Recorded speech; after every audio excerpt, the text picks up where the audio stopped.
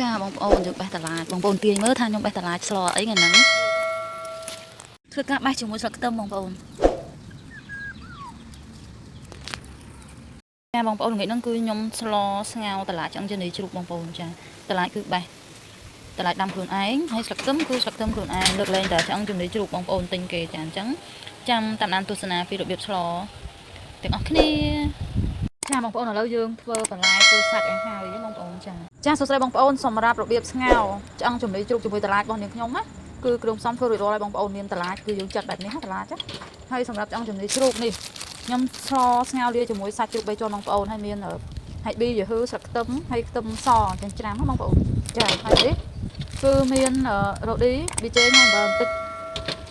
មានម្រេចស្ករត្នោតហើយមានទឹកត្រីបងប្អូនទឹកត្រីចោលអត់បានទេជាមួយទឹកត្រីណាចាអញ្ចឹងទស្សនារបៀបស្លរបស់អ្នកទាំងអស់គ្នាតែរបៀបស្លស្ងោនោះគឺមានពីរប្រភេទណាបងប្អូនមានមួយយើងលេងសាច់បំពងខ្ទឹមហើយសម្រាប់ខ្ញុំគឺខ្ញុំអត់លេងសាច់បំពងខ្ទឹមអីគឺខ្ញុំប្រឡាក់គ្រឿងជាមួយសាច់យកហ្មងបងប្អូនចាអញ្ចឹងតាមដានទស្សនារបស់គ្នាបងប្អូនចាបងប្អូនសាច់ចូលមកហើយប៊ីយឺហ៊ឺយើងហ្នឹងខ្ទឹមសចិញ្ច្រាំហ្នឹងដាក់ចូលមកសម្រាប់ខ្ទឹមស្លឹកខ្ទឹមគឺខ្ញុំដាក់ពេលដែលស្លឆ្អិនបងប្អូនបងក្រោយជាមួយទឹកត្រីបងប្អូនទឹកត្រីរ៉ូឌីអំបិលប៊ីចេងហើយស្ករជាមួយម្រេចគឺខ្ញុំធ្វើការដាក់ចូលព្រោះនេះខ្ញុំស្ល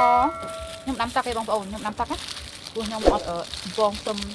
លេងសាច់ទេខ្ញុំដាំទឹកដោយសារខ្ញុំចង់កាត់បន្ថយខ្លាញ់ណាបងប្អូនទឹកខ្ញុំគឺដាក់ដាំឲ្យបងប្អូននេះគឺខ្ញុំដាំមកល្មមបរិមាណគ្រួសារខ្ញុំមកបងប្អូនគ្នា4នាក់អញ្ចឹងគឺខ្ញុំដាំទឹកមកល្មមទឹកអត់ដល់1លីត្រទេបងប្អូនចាបងប្អូនឥឡូវទឹកពុះហើយណាទឹករបស់ខ្ញុំគឺពុះហើយអញ្ចឹងយើងធ្វើតាមដែរបងប្អូនពងខ្ទឹមក៏បានដែរចាបងប្អូនឥឡូវស្លខ្ញុំពុះហើយបន្ទាប់ក្នុងសាច់ហើយសម្រាប់ពពុះវាគៀនខាងហ្នឹងគឺខ្ញុំស្រង់ចោលបងប្អូនអញ្ចឹងខ្ញុំធ្វើការបងបន្លែចូលវាទុកសិនឲ្យបន្លែឥឡូវស្លខ្ញុំឆ្អិនដាក់ចុះហើយគ្រឿងចុងក្រោយគឺស្លឹកខ្ទឹម